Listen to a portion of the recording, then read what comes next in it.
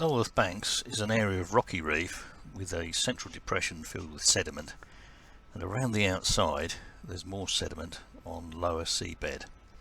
This is in the southeast corner, so we're starting on the lower sediment around the rocky reef and then going west onto the reef itself. This is the sediment, and you can see emergent sponges and another piece of rock here which has erect bryozoans. More rock awash in the sediment, and this is the edge of the reef proper. It's a long slope going up from 22.5 metres where we are now to 16 metres and shallower. And here we can see the effects of sediment. On the verticals and on the higher bits we've got more diverse turf, including these nice big pachymetisma sponges, the grey ones, sponge crusts, and algae starting to come in, especially red algae. So a closer look at this higher rock, and you can see more species coming in there. Big pachymetisma over to the right, and lots of fish life because there's lots of nooks and crannies. This is back down onto the sediment at the bottom, and we're looking west here,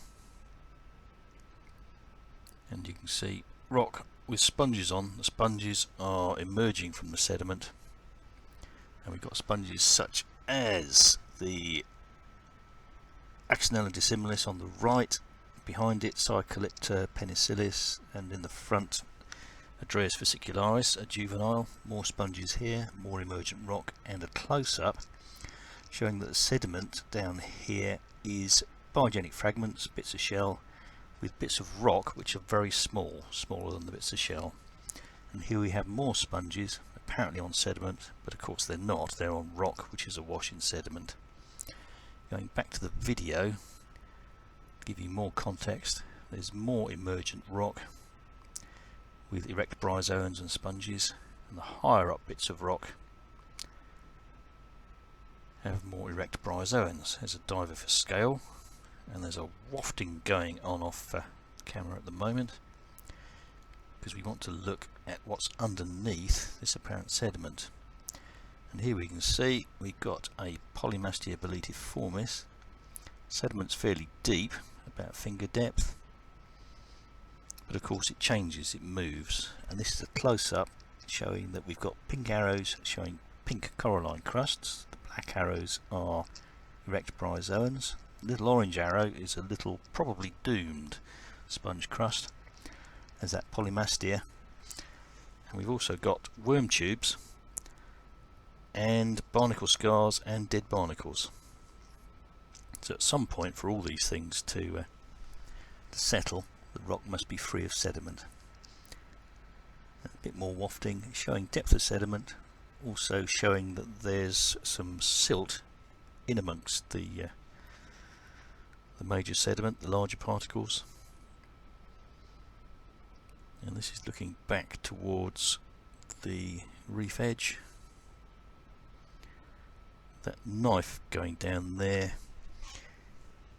is 16 centimetres long, give you an idea of scale.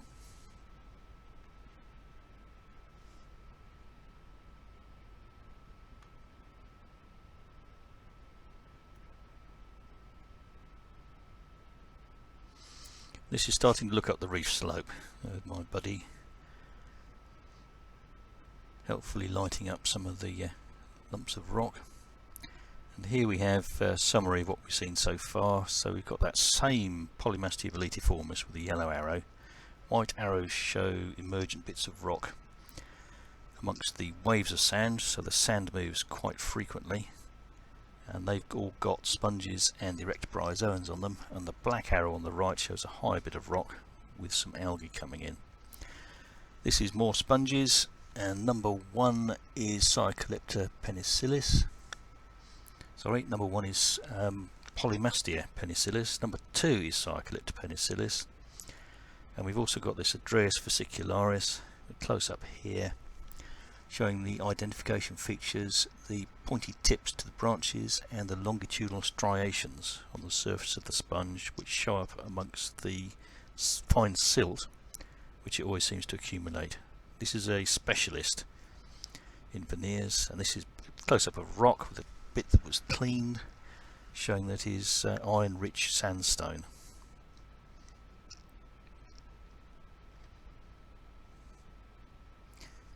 Here we see the reef edge.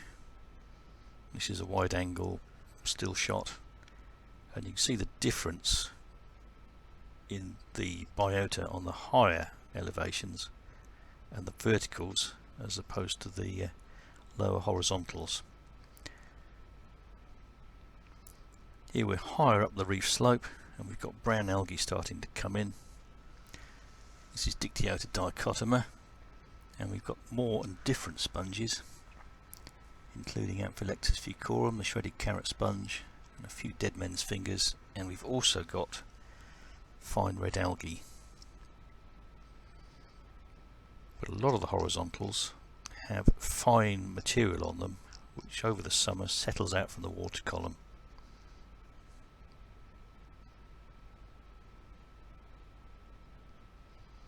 These waters tend to be very rich in nutrients with a lot of sediment input, and you get quite large bacterial blooms and also plankton blooms. This is looking down the reef slope back the way we came, showing the sediment on the bottom with diver for scale. Give you an idea of how big stroke tall the reef slope is.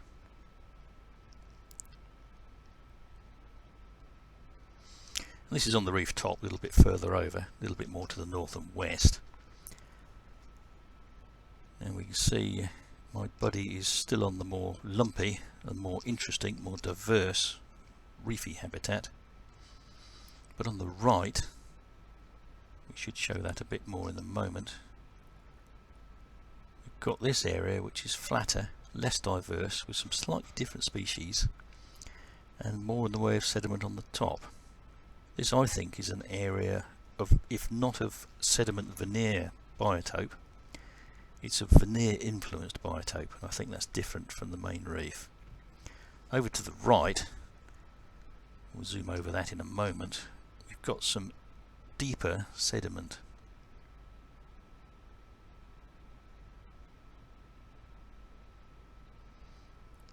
Here we go. Sediment's deeper, there's a lot more scour going on, as well as the blanketing which you get with finer sediments.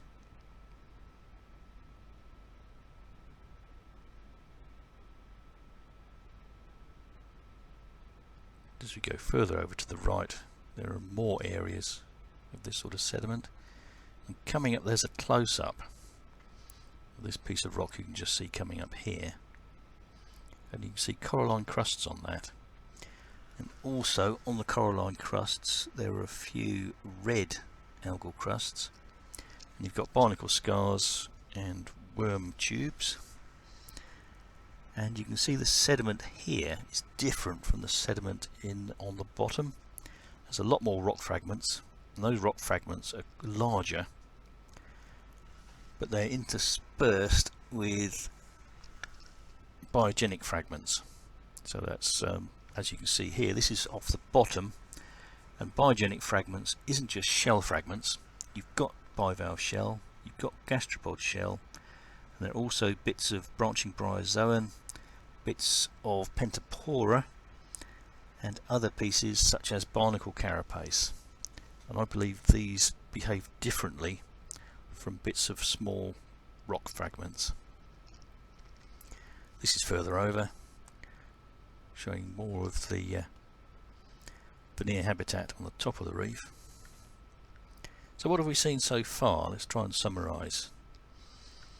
We've got reef and we've got sediment.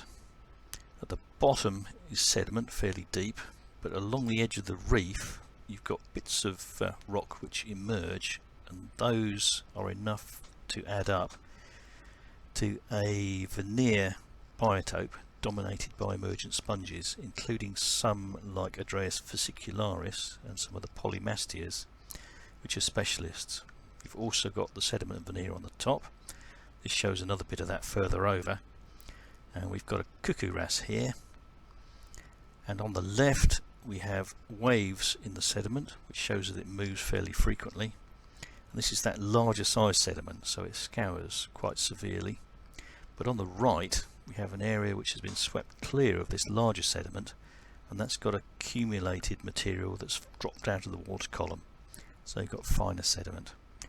Higher up on the reef, where there are less sediment influences, you have a much more typical, inverted commas, reef biota with sponges, some of which are very large, including sponge crusts and algae and direct bryozoans.